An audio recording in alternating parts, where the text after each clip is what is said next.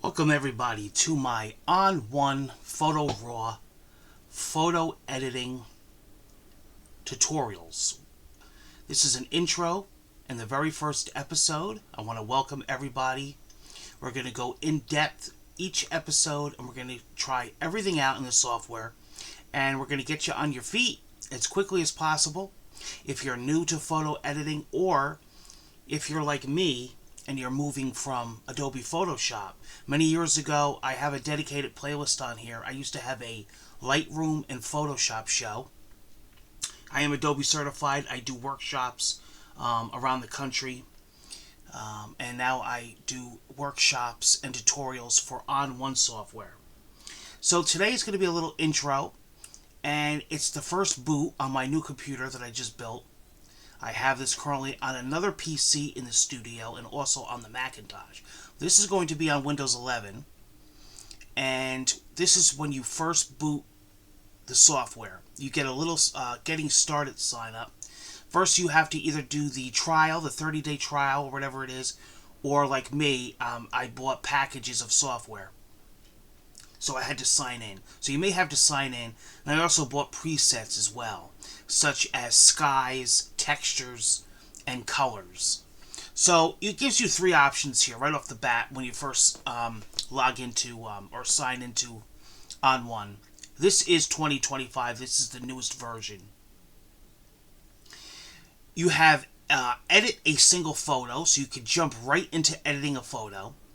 And then you have browse and catalog. Now this is the biggest important thing with ON1 as opposed to let's say Adobe Lightroom. So if you're familiar with Lightroom, this will help. Browse a folder, browse to a folder for quick viewing, culling and editing of your photos. So browsing is basically opening and going through your folders and going through photos that are on your hard drive. So if you have a bunch of folders in your pictures folder, there you go. You're going to go through them. Then you have catalog, which is totally different. Alright, experience everything ON1 Photo Raw offers by cataloging your photos. ON1 will not move or hide your photos. You can keep your photos organized and stored how you want, and ON1 will keep track of them. So I like to compare this to Lightroom, okay? I told you what browse is, but catalog is like having your pictures in Lightroom. So you can browse and you can still edit, but cataloging your folders and your pictures makes this experience more like Lightroom. Think of it like you're going to a library and you have a card catalog system. So your folders are always smack right in the center. As soon as you open up ON1, you don't have to browse. Your catalog photos and folders are right there.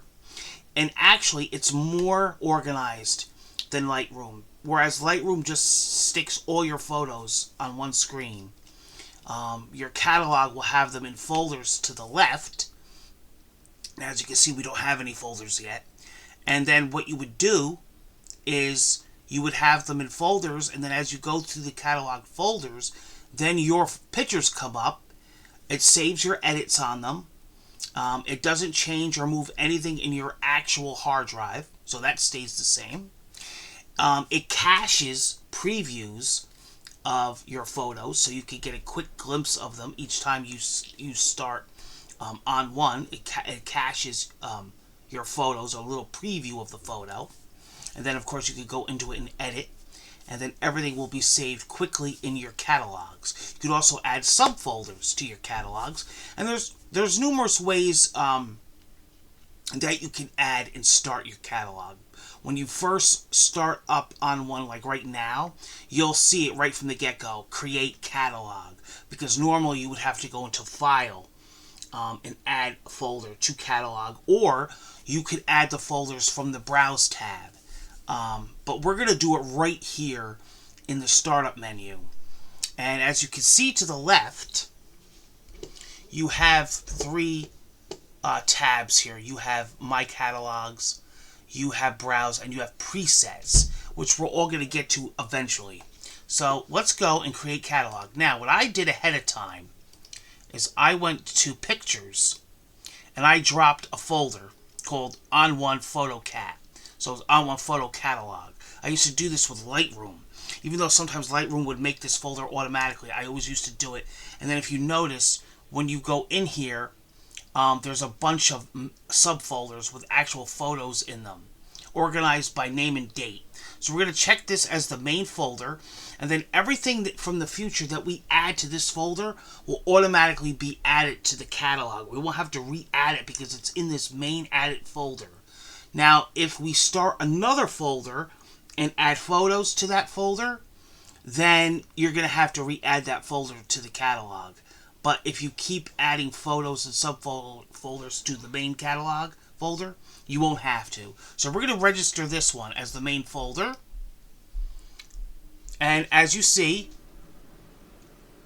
now we are in our catalog. And just like Lightroom, you have all the pictures on here. But it doesn't put all the pictures crammed together. It separates them by folder. You can also favorite the folder to get quicker access to it. Now, what we'll do is say we want to go into this portrait fashion shoot. Okay? Now we're in that folder, and as you can see all the edits, the originals, and all the photos, because we're in this photo. Also, if you look to the left, you'll see all the photos that it added. So if you want to see, this one is called New Jersey Hills and Meadows. You're now in that folder. Now, if you wanted to start actually editing a picture, you could do that as well by actually going into the photo, okay? And you'll have access to all of the editing options. This uses a lot of AI, like Photoshop, the latest versions of Photoshop. So you have Brilliance AI, you have Sky, adding Sky, you have auto detection, lots of great stuff like that.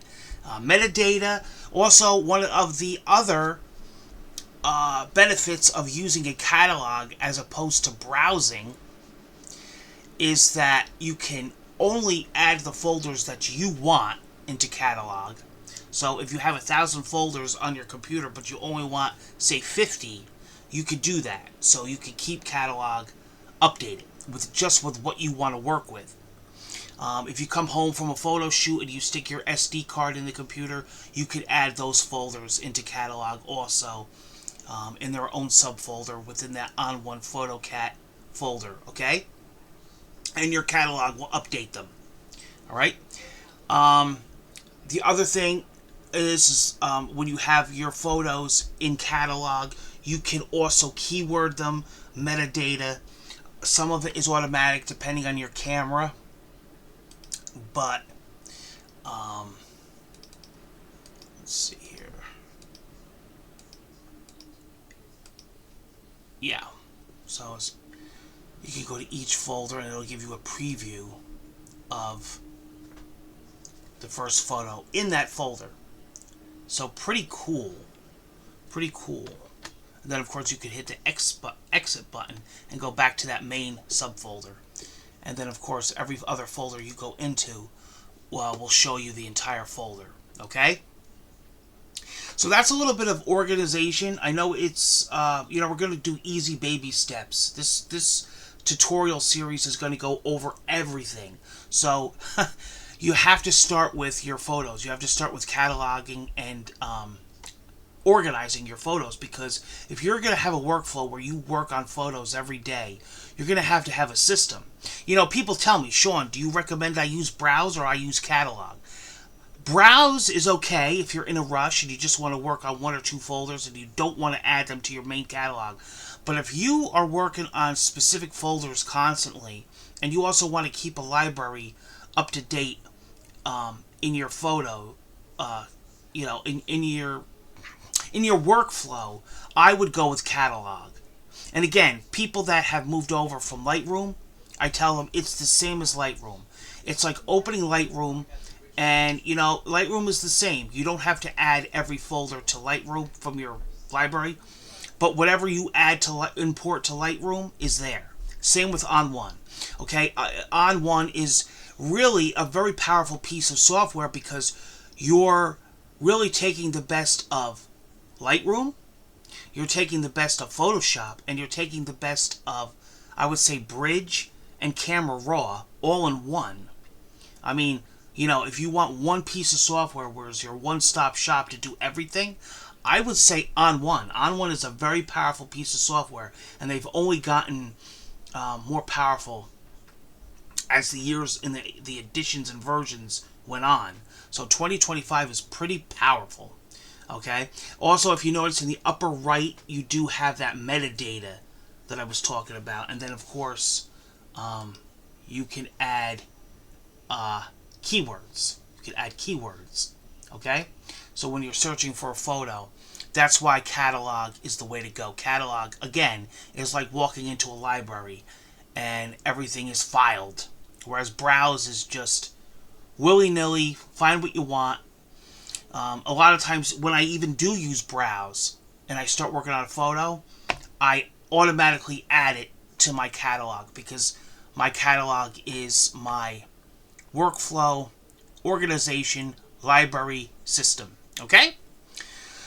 That's a little intro to the series. That's an intro to ON1. You want to get your photos on ON1 so you have photos to work with. And we'll be working off of these photos as examples in future projects. We've got lots of projects. We're going to talk about cropping. We're going to talk about portrait shooting, portrait editing, cloning, blemishes, photo restoration, vignettes, editing and replacing skies, making masks, using the adjustment brush, using AI, using Brilliance AI, auto detection, auto selections, and exporting, printing. Pretty much anything you guys want to hear about and learn about with ON1, we're going to do it in this series. I'm super, super excited to bring this series to you. We have lots and lots to go over and learn. I hope you enjoy it. This is, again, my ON1 Photo Raw 2025 learning course, completely free to all my subscribers and viewers and graphic designers and editors out there and photographers. Take care, guys. I hope to see you again soon on the next episode. Be well.